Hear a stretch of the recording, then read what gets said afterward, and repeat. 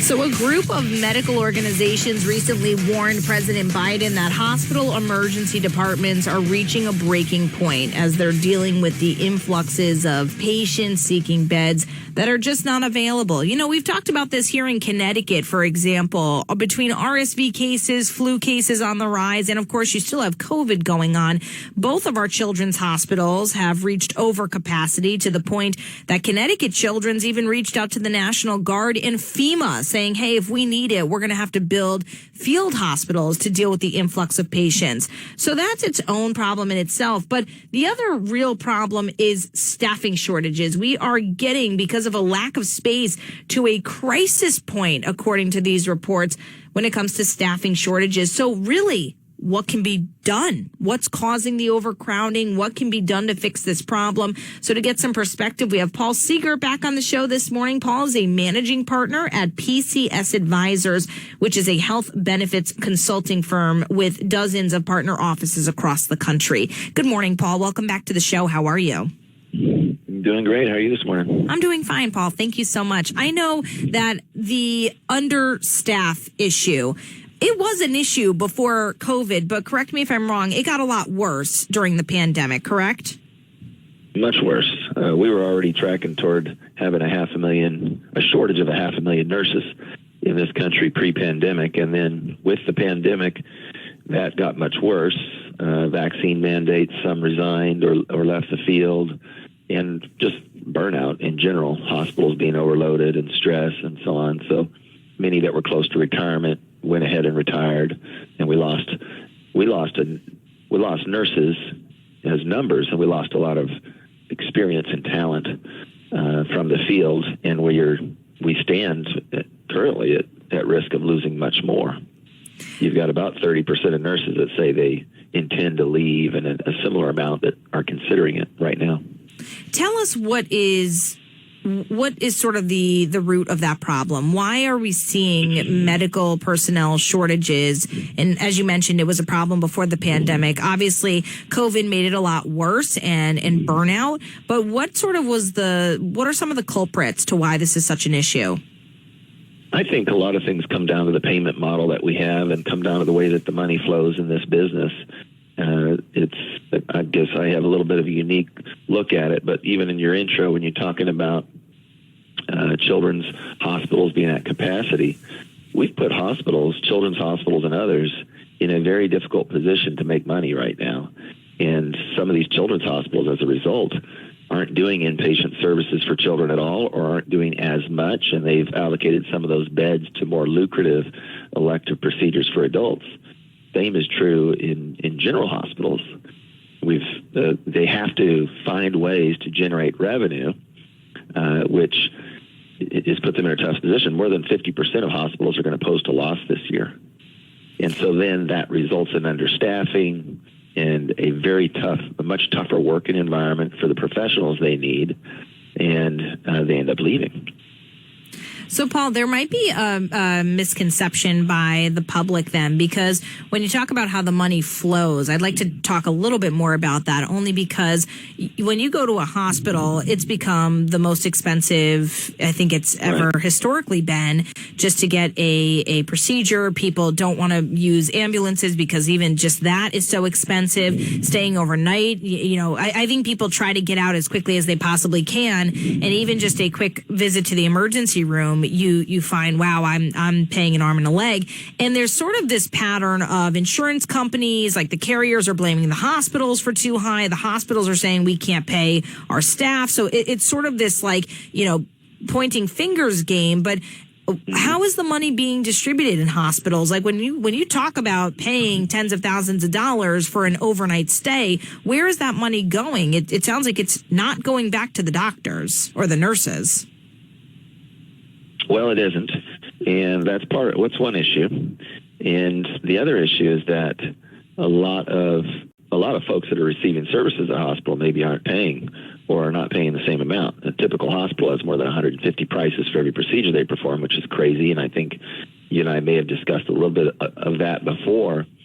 And if you step back from that picture and you look at it in kind of the big picture, the macro view of it, we have government payers, Medicare, Medicaid, and people that get exchange plans and so on that aren't paying those big numbers that you're talking about. In fact, the hospitals lose money often on those transactions. They don't even collect enough from what those plans pay to break even. So they might need 120%, 140%. They might need even more than that for some procedures just to break even. So they have a growing pool of their customer base on which they lose money. And so then they have to look to the commercial payers, and probably the experience that you're talking about is true for people who still get their coverage at work. And that's a dwindling number of Americans. It used to be 2 out of 3 of us got our coverage at work.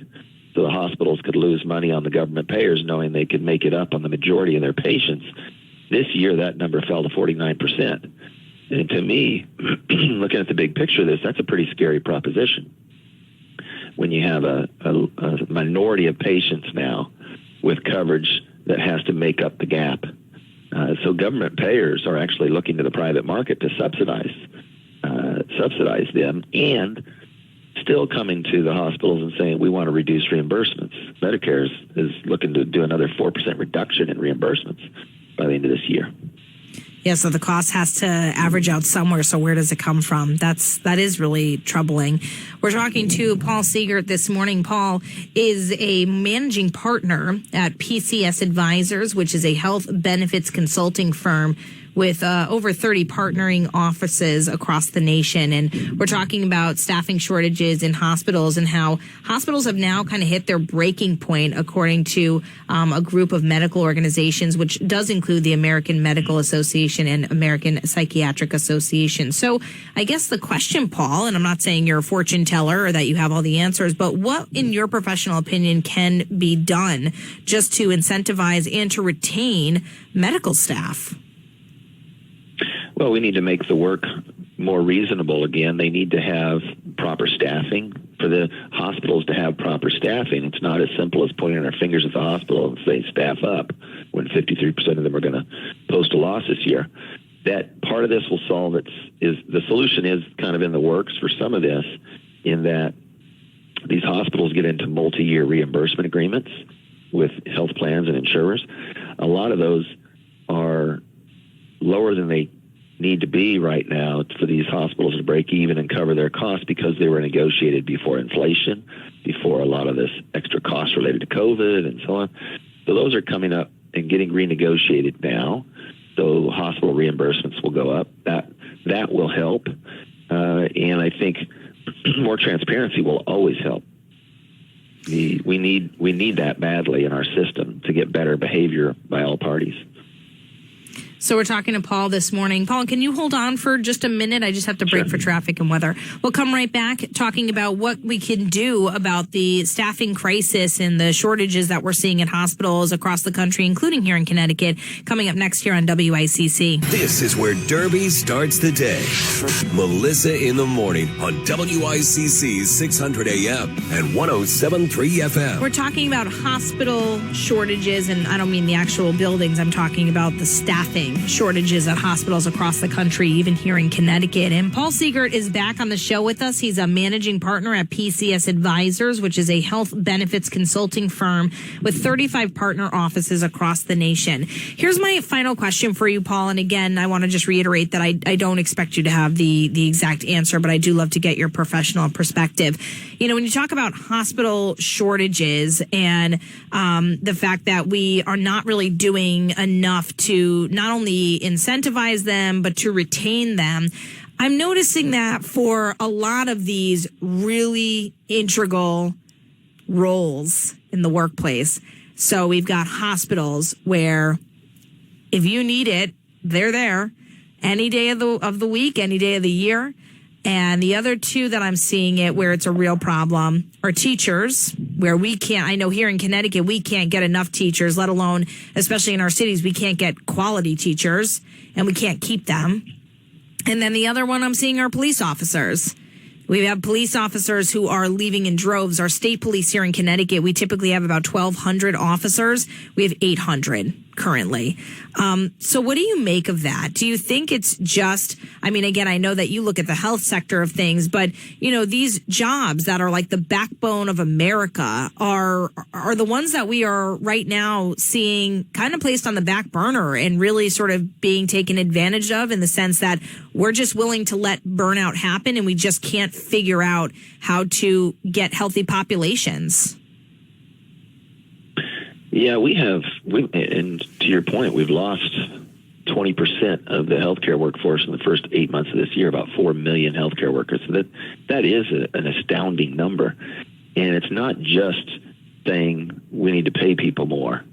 Many of them do make a very good living, but they go to work with one idea that they're going to be part of this wonderful healthcare system and take care of people and do all of these things, and then find out that the payment model is pretty broken, and they're forced to, it may not be that they're working too many hours, many of them are, but even those who aren't, if they're supposed to be a staff of 10 handling an area and they only have 6, the workload is just, we've created a situation where it's unbearable, and they're watching the quality of care decline in ways that it shouldn't.